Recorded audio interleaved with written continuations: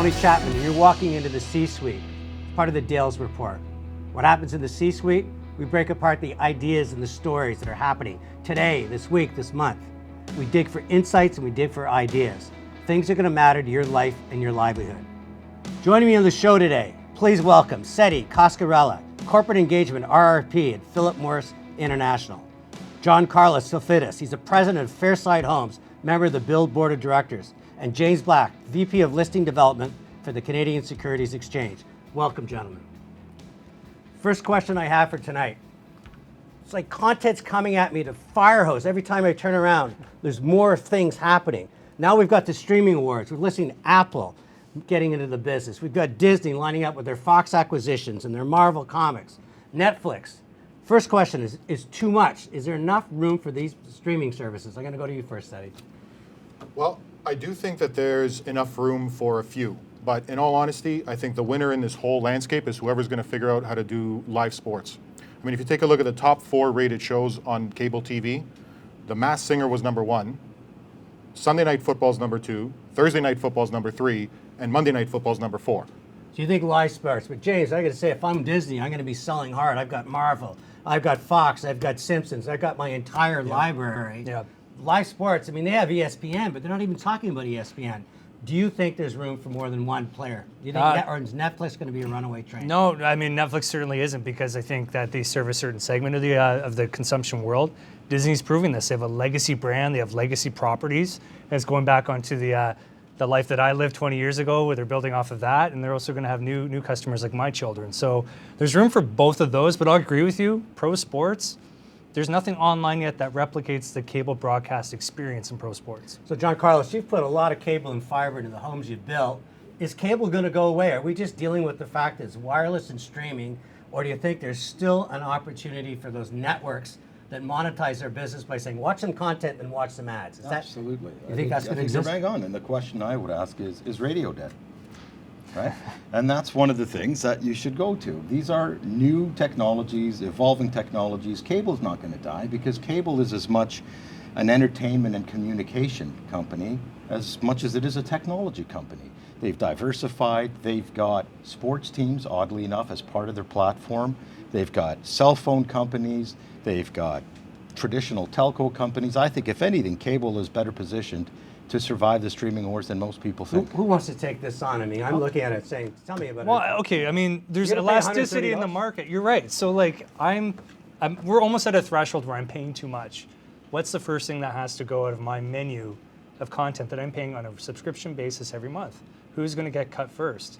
And it's really hard to cut cable. It's going to be hard for me to cut Netflix.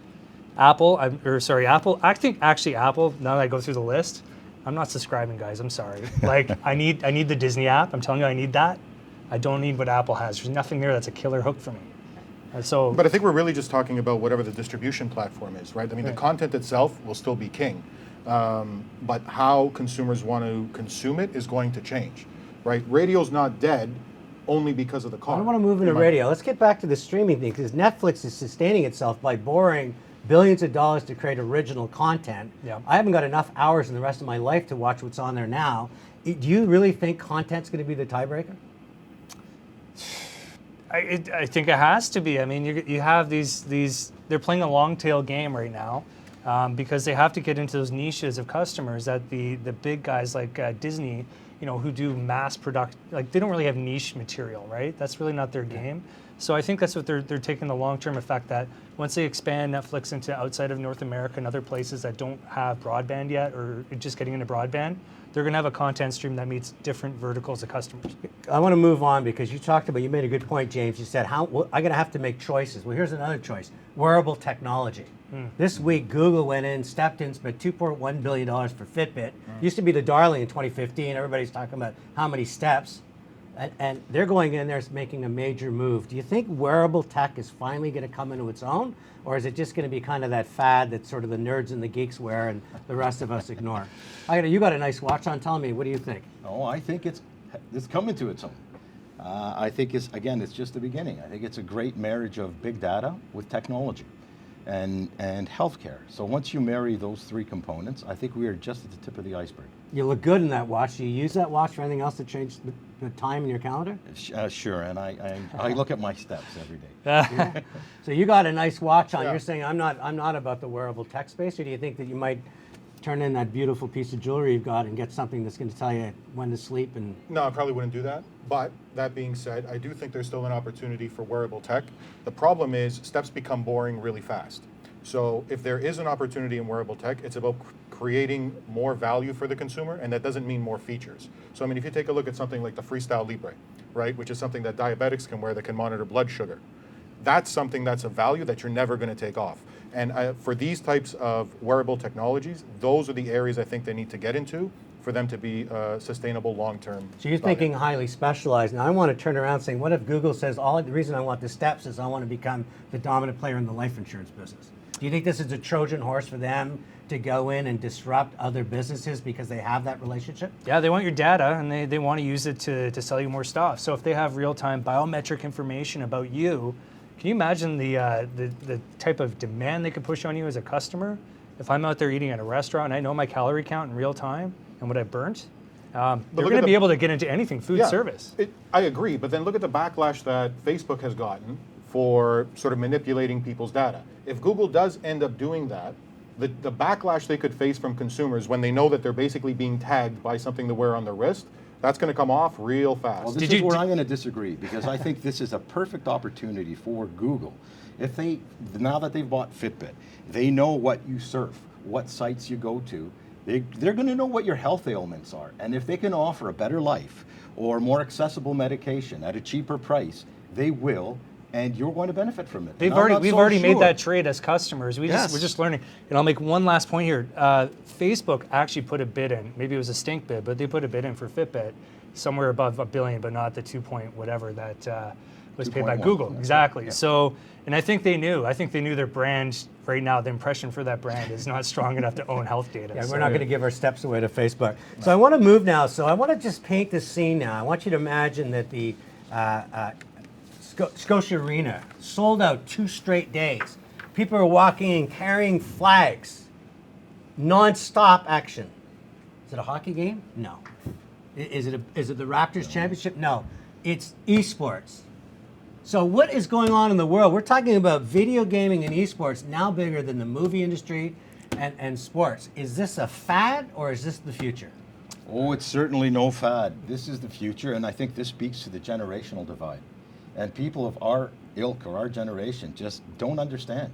But there have been kids that have grown up playing all these war games, and we grew up with Space Invaders, basically, right? Super Mario Brothers. Super Mario Brothers and Pac-Man. These games are phenomenally real. I mean, this is virtual reality married with artificial intelligence, married with the experience of being there. So no, this is here to stay. It's here to stay, but what's the business model? And if we're going to take it from the aspect of an investor, and we know there's a lot of companies raising capital and trying to enter the space. There's a simple answer to that, James. Sure. And the business model is this. Are you going to spend $500 on one Leaf game? Or are you going to spend $500 and get 7 or 8 gaming cartridges and occupy and entertain yourself for months, if not years? Makes a good point. That's publishing, but you're talking about stadiums and fans, and I mean, you're talking about That's the culmination of it, though, right? I mean, you want to compete against the best. I don't know. I don't know if content, purchasing of content, now that you see things like what Google are doing as well, Stadia, where they're basically giving you a $200 entryway ticket into gaming and streaming. They want everyone gaming. What I think the smart money wants to do is monetize the eyeballs. All those people are watching online, so you talk about bigger than the Super Bowl. That's online impressions. That's not people sitting in the stadium. That's not people watching commercials. That's everywhere in the world. And I would say that part of the business hasn't quite been figured out yet. And I think the numbers that we're ascribing to it are a little lofty. And converting that into a workable business model. So we got 2 opposing views. Someone that says this is the future. Someone's a little suspicious. Where do you stand on this? You know what? I honestly do think it's definitely the future. I mean, you can almost liken it to the Olympics, right? First you had some guy throwing a discus. Then you found other guys throwing a discus. And then all of a sudden you start having a competition about people throwing discuses, and then you have this 4-year event and a whole bunch of people throwing discuses. And it's the same thing here, right? It's not the same games that we grew up with. This generation that's coming up grew up in an environment where they're not playing against the computer or with their friend at home. They're playing with a network that exists outside in the world. So these competitive platforms really speak to that particular generation. And if you take a look at, even from a streaming wars standpoint, Twitch, which streams live gaming, is the second most downloaded content distribution app after Netflix. So a quick pivot here. So this week we had in the news the Chinese government with their TikTok. The Americans are starting to say this could be a Trojan horse for spying. TikTok, as we know, is the platform that kids are absorbing. Well, two of the biggest video games worldwide are also Chinese-based, owned by Tencent. That's right. Do you think this is Chinese way of saying we might not be to ever get into be the NBA or be the NFL, but if we use video gaming platform, we can dominate sports like we want to dominate so many other industries? No, there's no substitute for the real thing. Yeah, that's akin to saying people who are good at these war games online are going to make good soldiers in real life. You can't draw that. No, I'm just talking about dominating. That's a specious argument. I'm talking about dominating an entertainment industry. I'm not talking about. Insofar as these games, Tony, speak to the qualities of human nature, the need for escapism, the need for fantasy, the need for competition in a controlled environment, they will do well. And I do think it's a generational divide. Okay, I'm going to slow it down a bit for a minute. Set up the thing, the third home, the oasis across Canada was Tim Hortons. It was the place that I went. It was Canadiana. It bled the countries. It had some of the most beautiful ads delivering Tim Hortons to the soldiers. What has happened to this brand, and is there any chance for a rebound? I mean, we're talking about mutiny with the franchisees. We're talking about bad earnings. We're talking about people just saying it's no longer my third home. Yeah, I don't know, man. I just moved to the suburbs a year ago, and to me, Tim Hortons is a daily habitual thing. Now you can see what they're trying to do here in Toronto, where we're filming downstairs of this building. They're built a cafe. It's like a Starbucks on steroids. And I think they're starting to realize they have an urban audience and then they have a suburban audience. And maybe that's one approach that they do need to roll out to start covering more market share. You see, I think they're going to run into the exact same problem Eaton's ran into, right? Where you're not catering to the audience you have, you're chasing after an audience you don't have that doesn't want you, and then you end up being nothing to no one. Well, that's the pressure of growth. You got to stay in your lane if you're Tim Hortons, perhaps. Look, and I think the challenge here is Tim Hortons is spending too much time trying to be cool when what they actually should be is comfortable.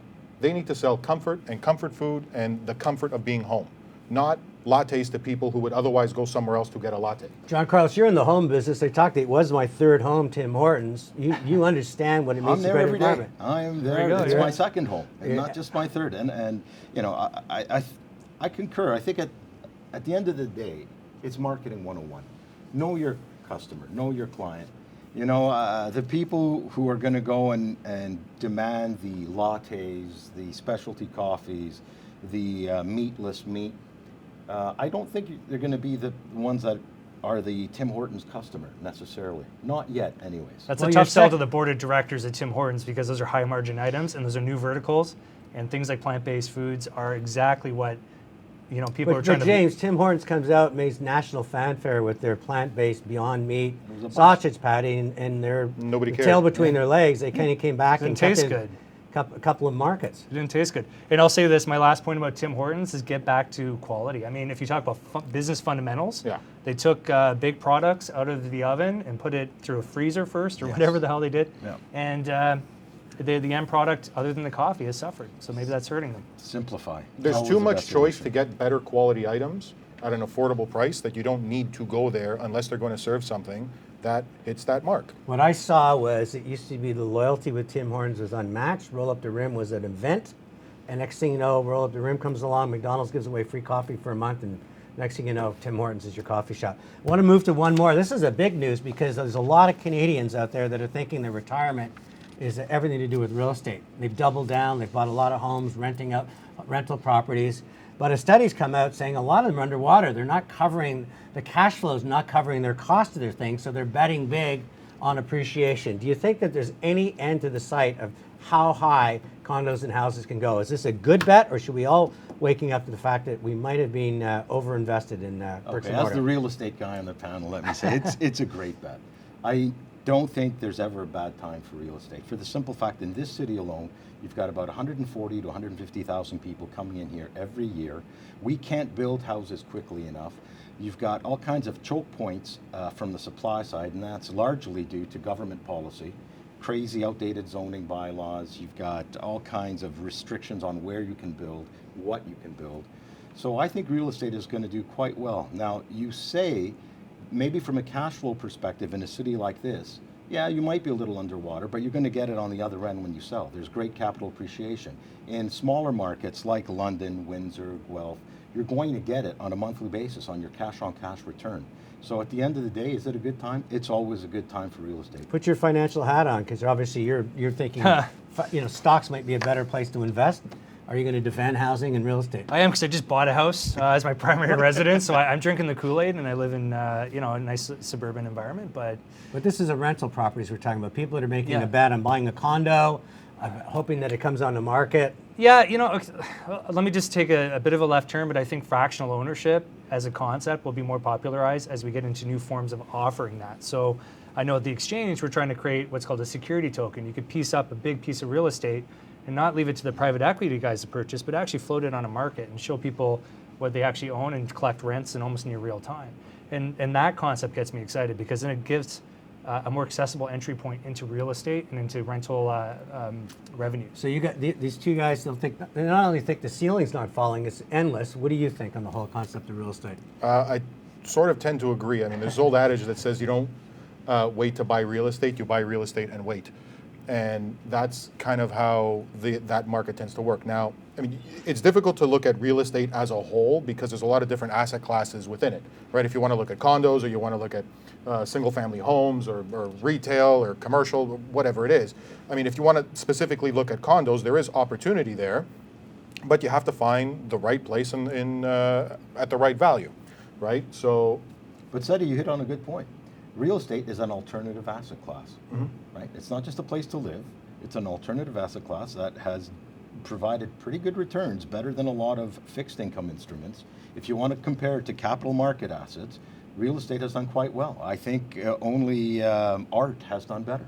So, but you're trying to convince me. I understand you're in the business. It might be a little bit of bias, but I do look at None at all. But I look at a world where your revenue is capped, and your costs are runaway. So there's got to be a point where you're going to have a collision in margin when. Okay, well, let's just look at that premise. Your revenue is capped. You're only allowed, if you're a rental property, you're only allowed to increase your rent, the cost of living. Cities can raise their taxes, your utilities, your costs. But you got to be very careful on what you set your rent. And try to get rid of a bad tenant. Sure, if the caregiver for your ailing parent wants to move in, the tenant is out. So interesting stuff. It was the C-suite. I like what you said. Know who you are, know who you're not. Clearly you got bias for real estate, but for good reason, because you're really understanding in terms of people, they live, and where the long-term play on it.